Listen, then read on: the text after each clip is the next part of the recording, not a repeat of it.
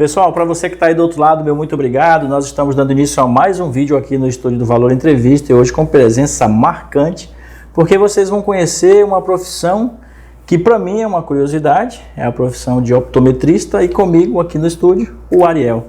Seja bem-vindo, é um prazer te receber. Obrigado, Ana, obrigado pelo convite, é um prazer estar aqui contigo também. Vamos conhecer um pouco dessa tua profissão aí, cara? Bora lá. Mas antes de tudo, eu quero saber como é que foi tua infância, tu cresceu em Blumenau, como é que foi? Sim, eu sou nascido e criado aqui em Blumenau, em Blumenau, aqui nós estamos em Gaspar.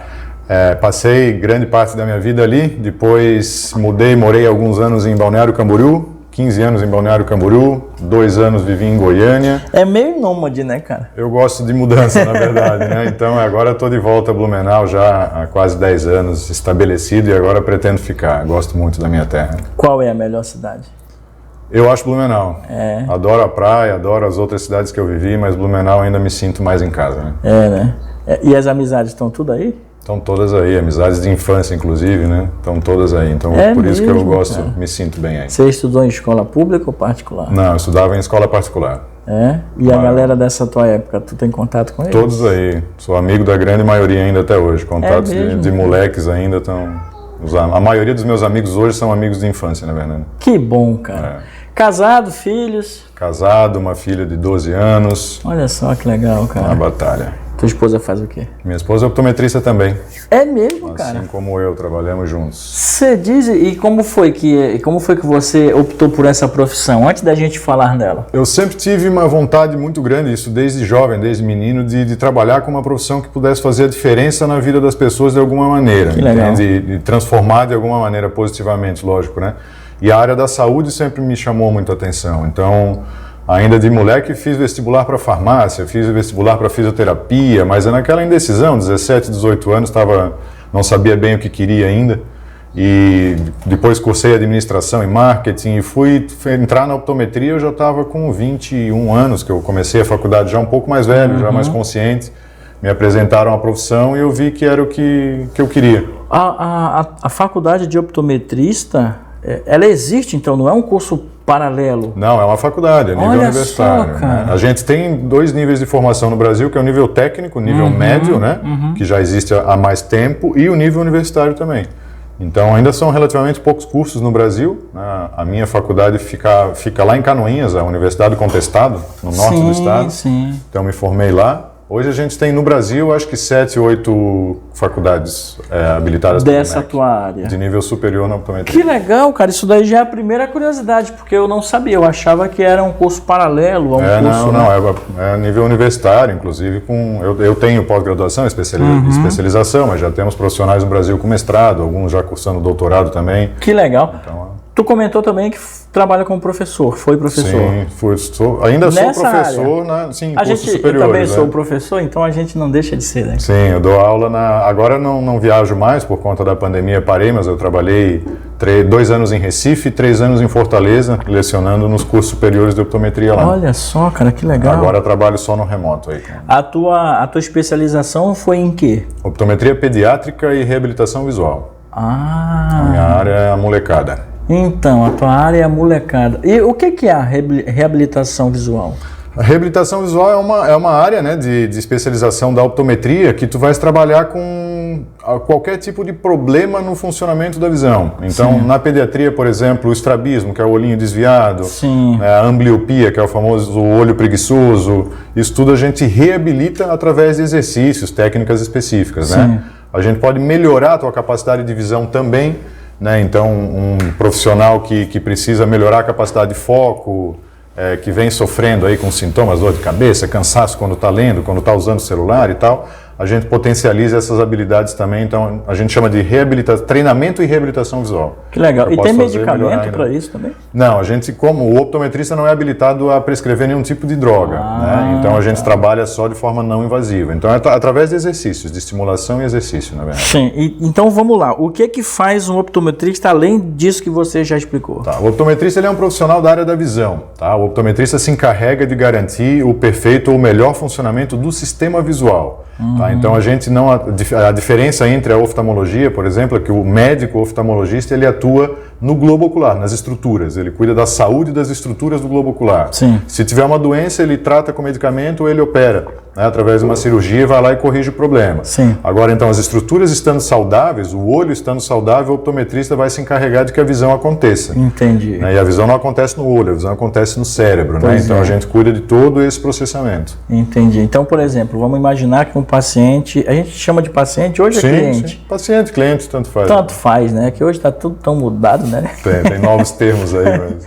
O paciente chega até você sentindo dores de cabeça. Você vai fazer uma análise sobre isso. Exatamente. Eu vou analisar, fazer um check-up integral. Primeiro, uma boa anamnese, né? A gente precisa conhecer o nosso paciente, saber o que levou ele ao nosso consultório, né? Conhecer o problema real dele. Vamos fazer uma análise das estruturas oculares também, né? Então, através de técnicas não invasivas. Então, a gente não utiliza colírio, nada disso. Checar se as estruturas oculares dele estão ok. O olho dele está perfeitamente saudável, a gente passa então para o cuidado do processamento visual. Então vamos ver o porquê, se ele tem alguma alteração na visão. Que a causa mais comum de dor de cabeça é problema visual, né? Então se ali tiver um problema, a gente vai identificar e vai tratar. Muitas vezes é com óculos, às vezes é lente de contato, às vezes é exercício de reabilitação visual. O teu trabalho pode ser, por exemplo, identificou um problema na visão de um cliente, de um paciente, você encaminha ele para um outro profissional ou não tem isso? Se ele tiver uma doença no olho, por exemplo, eu vou encaminhá-lo. Para o oftalmologista, eu posso identificar através das técnicas que eu emprego no meu exame, sinais de doenças em fundo de olho, por exemplo, como retinopatia diabética, retinopatia hipertensiva, e aí, obrigatoriamente, eu vou encaminhar esse paciente para atenção médica. Catarata, essas coisas. Catarata, glaucoma. Né? O optometrista ele não faz o diagnóstico da patologia, isso compete ao médico, né? Mas ele tem conhecimento e técnicas que permitem ele identificar alterações de suspeita patológica. Então, identificando qualquer mínima alteração, eu vou encaminhar o paciente para atenção médica, né? Ele trata o problema se realmente tiver e depois retorna para mim, para eu cuidar da visão dele. Para continuar acompanhando. Exatamente. E o que é a catarata, cara?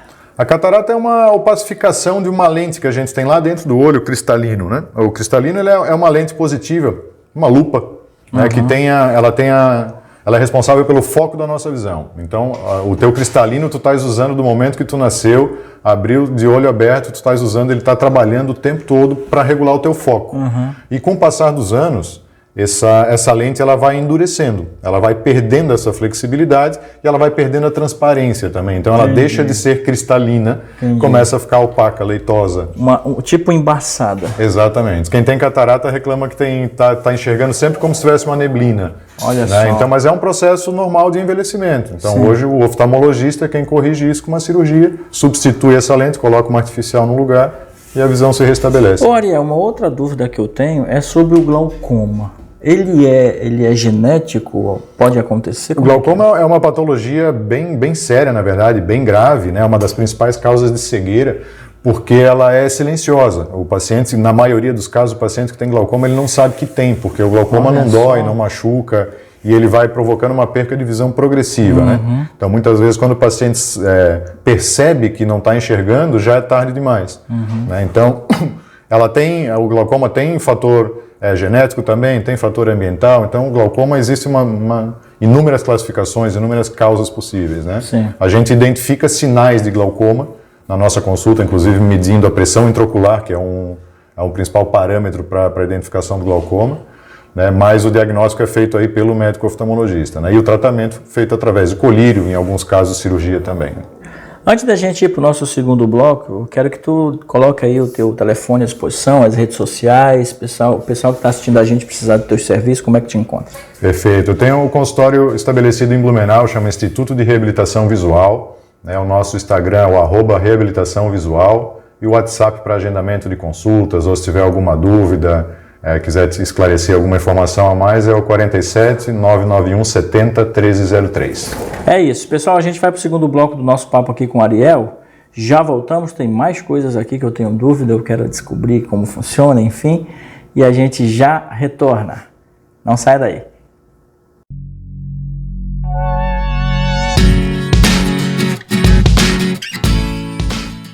Depois desse comercial do nosso patrocinador, voltamos o papo aqui com o Ariel. Quero, antes de continuar a conversa, mandar um abraço para o Luiz Fernando Lima da Cruz, da Ademicon, Unidade de Negócios. A Ademicon trabalha com consórcio e investimento.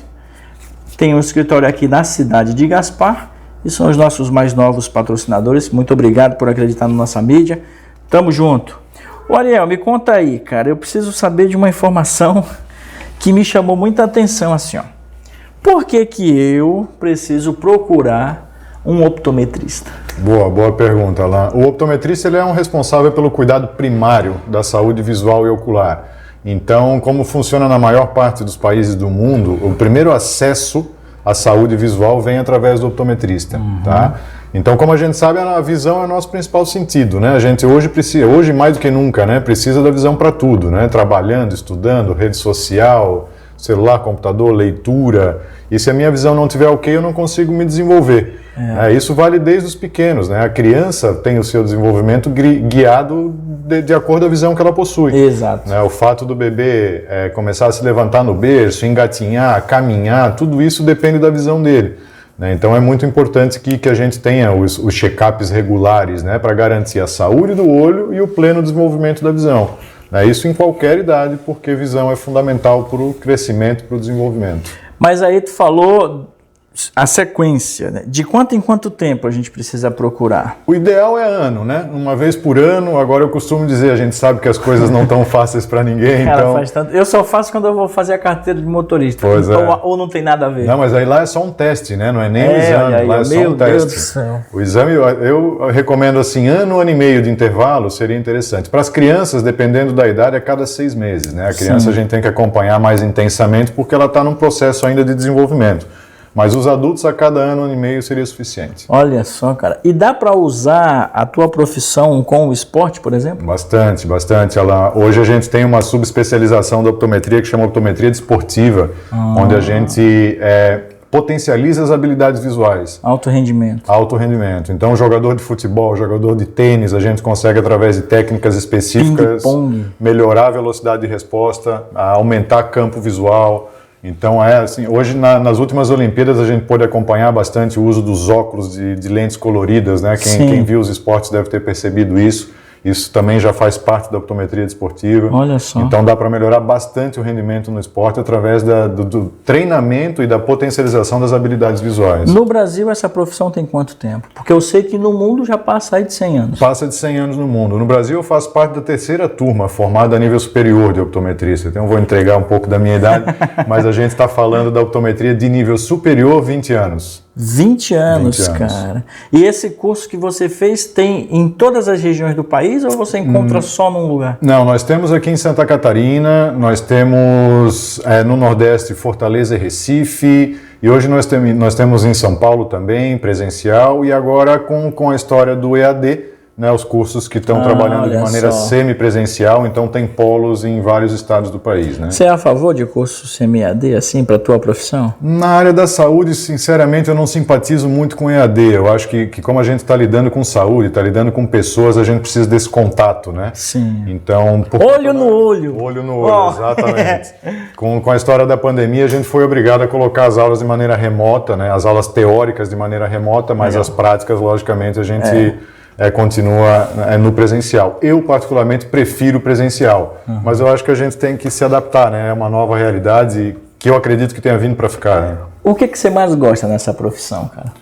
Eu gosto de fazer a diferença na vida das pessoas, Alain. Eu gosto de transformar, porque se eu atendo uma criança pequena que não está conseguindo aprender na escola, que está tendo dificuldade de comportamento, e eu identifico um problema visual, trato, reabilito ou compenso, e esse pai, essa mãe volta no meu consultório depois dizendo que a criança mudou, deu tudo certo, que a escola está bem, que ele está desenvolvendo, que ele aprendeu a ler, que ele está conseguindo escrever, eu me sinto realizado. Não tem preço, né? Não tem preço. Eu sempre me lembro de uma cena do filme Tropa de Elite, né? O garotinho tá jogando bolinha de gude ali, e aí o Matias bota a mão aqui e tal, e ele tem um probleminha. Por isso que ele não desenvolvia muito bem na escola, né, cara? Isso aí, não, faz toda a diferença. Então, e para os adultos também, né? Eu acho que uma pessoa que vive com dor de cabeça, por exemplo, dor de cabeça ninguém merece, né? É uma coisa muito chata. E às vezes é simples, um par de óculos resolve, entende? Então, uma pessoa que já não conseguia dirigir porque não estava vendo bem, ou que não se sentia seguro, inclusive o comportamento da pessoa muda por causa da visão. Sim. Né? Fica introvertido demais por um problema visual. Né? Então a gente consegue realmente, literalmente, transformar a vida das pessoas através da visão. Tem todo um lado motivacional, né, cara? Tudo isso. Então, até vários fatores, vários estudos já vêm demonstrando, inclusive depressão, tem de origem de ordem visual, uma pessoa que não consegue enxergar bem, não se desenvolve bem, não aprende bem, não trabalha bem, e acaba entrando num processo depressivo, entende? Ciclo, cara. A nossa profissão não está cuidando só da visão, a gente está cuidando de um bem-estar de maneira total, de um geral, né? geral. Isso é o que me encanta na minha ciência. Né? Que legal. Tu recorda dos conselhos ou das informações passadas para você pelos seus professores? Ah, sempre. Inclusive eu tenho, graças a Deus, eu tenho contato com a grande maioria dos meus professores, dos meus mestres na faculdade, então hoje somos colegas e trabalhamos juntos aí nos eventos científicos, congressos e tudo isso. Então muita coisa mudou, né? Desde a época que eu era estudante ainda acadêmico, muitos conceitos mudaram, foram aperfeiçoados, alguns foram derrubados, outros foram melhorados, Olha né? só. Mas os ensinamentos eu levo comigo e o principal era sempre a atenção no teu paciente, porque a gente não está examinando um par de olhos, né? A gente está examinando um ser humano que precisa enxergar para se desenvolver. Exato. Então eu procuro manter o meu atendimento mais humanizado possível, justamente por entender que eu estou ali frente a uma pessoa, não a um par de olhos simplesmente. Né? Ô Ariel, e nesses últimos 20 anos a tecnologia com relação à profissão que você tem mudou bastante? Mudou bastante. É mais fácil? Eu não vou te dizer que é mais fácil, eu vou te dizer que a gente consegue aprofundar mais o nosso exame, entende? Então hoje técnicas e equipamentos que me permitem ser melhor na minha conduta mais assertivo. clínica. Mais assertivo, exatamente. Eu não vou te dizer que facilita não necessariamente, porque assim, ao mesmo tempo que ela ajuda, ela pode enganar o profissional também, porque a máquina não pensa, né? Os equipamentos não pensam, dependem do operador, né? Então eu não posso me fiar 100% nas respostas que o equipamento me dá, eu preciso checar tudo isso de maneira manual, digamos também. Sim. Mas sim, me torna um profissional melhor o uso da tecnologia em saúde, sem dúvida nenhuma. Qual é o maior público? Porque você trabalha com a pediatria, mas também tem a questão dos idosos, né? Tem as pessoas como eu que tenho meia idade que fala, né? Meia idade. Né? A gente, né? Que tu também tá na meia idade, que eu tô ligado. Tamo junto. Então, qual é o maior público? Ou não tem o maior público? Hoje, assim, se eu te disser, o meu consultório ele é especializado na pediatria, eu vou te dizer que 50% do meu consultório é pediatria. Os outros 50% pacientes de todas as idades. De todas as idades. Hoje não tem mais limite para o uso da visão, né? Antigamente o idoso não usava mais a visão dele. Hoje a gente vê as vozinhas, os vozinhos aí no celular trabalhando ou se distraindo. Então tá todo mundo precisando enxergar bem, né? Pois é. E o pessoal daí na idade produtiva, por exemplo, está trabalhando. A nossa região, por ser um polo têxtil muito importante, então o pessoal da costura que força muito a visão. Eu tenho muitos pacientes que trabalham na área de confecção por causa disso, que sentem muitos sintomas, né? Então 50% crianças, os outros 50% vai de todas as idades, não tem limite. E agora, ainda falando de tecnologia, o uso do aparelho celular, do tablet, das próprias TVs como a gente tem hoje, cada vez maiores. Enfim, isso deve ocasionar certos problemas para a visão. Com certeza, com certeza. Essa pergunta é boa, hein, Ariel? Essa pergunta é ótima porque é um tema super atual. Essa pergunta é boa, cara. Essa pergunta é de $1 milhão. Olha aí, ó. Essa pergunta é importante porque, assim, a gente está... Essa mudança de comportamento já vinha acontecendo, mas a pandemia só potencializou, né? Tu ficar trancado em casa olhando telefone, tablet e celular. Para todas as idades isso aconteceu. Então, o uso excessivo da visão de perto, ele é nocivo para a nossa saúde ocular e visual também. Então, não só o uso da ferramenta tecnológica, mas o trabalho em visão de perto por muito tempo gera fadiga, gera sintoma. E o problema da tecnologia é a luz azul que é emitida pelos monitores de LED. Sim. Né? Então, e a gente trabalha muito, a gente fica muito tempo numa distância muito próxima, recebendo uma intensidade luminosa muito forte. Sim. Então, isso está provocando um envelhecimento precoce do olho. Nossa. Então a gente tem casos e doenças como a degeneração macular relacionada à idade. O nome já diz, né? Relacionada à idade. Isso acontecia depois de 70 anos. E a gente já está tendo hoje em dia pacientes com 45, 50 com essa patologia. Você diz. Então acelerando o processo de degeneração, de envelhecimento. Então, quer além dizer do cansaço, fadiga, uma série Pois é, então quer dizer que um jovem, como por exemplo, eu tenho um filho de 11 anos. Daqui a 50 anos ele está cego. Porque ele vive ligado nas redes sociais. É perigoso, a gente tem que controlar, a gente tem que controlar o tempo de uso, a gente tem que controlar a distância de uso, Nossa. A iluminação, né? Então, dicas importantes aí, bom que tu tocou nesse assunto. Vamos lá. Tem uma regrinha que chama, a Organização Mundial de Saúde, inclusive, chama 20-20-20.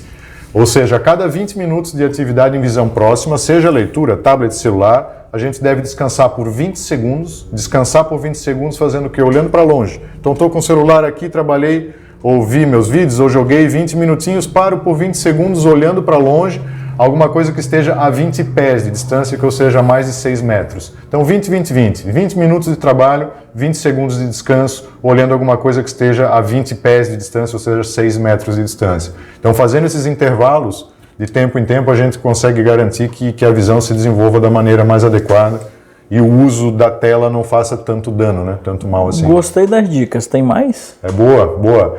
A questão da iluminação, isso é muito importante, então a gente não deve usar nenhum tipo de aparelho eletrônico no escuro, né? O que é um hábito da maioria das famílias, né? Sim. Apaga a luz para ficar um clima mais gostoso para ver um filme, por exemplo, Sim. ou mexer no celular. Não é indicado, porque o brilho da tela é muito nocivo. Então, sempre uma luz acesa, pelo menos um abajur. Pode ficar uma iluminação um pouco mais tênue, né? Mas Sim. nunca no escuro total. Né? Distância de trabalho, a gente chama de distância de Armor, que é do meio braço. Então, quanto maior a tela, mais longe a gente tem que usar. Né? Mas o celular, 40, 50 centímetros pelo menos de distância. Né? Quanto mais perto eu colocar, mais agressiva essa luz vai se tornar, maior o esforço que eu faço para enxergar, mais sintomas eu vou apresentar também. Então, lembrar de afastar sempre, luz acesa, intervalinhos. Meu Deus do céu. É coisa simples, mas é difícil, a gente tem que se policiar para fazer. Porque o celular a gente começa com ele aqui e a hora que vai ver está com ele aqui, né? Não sei porquê, mas a gente aproxima.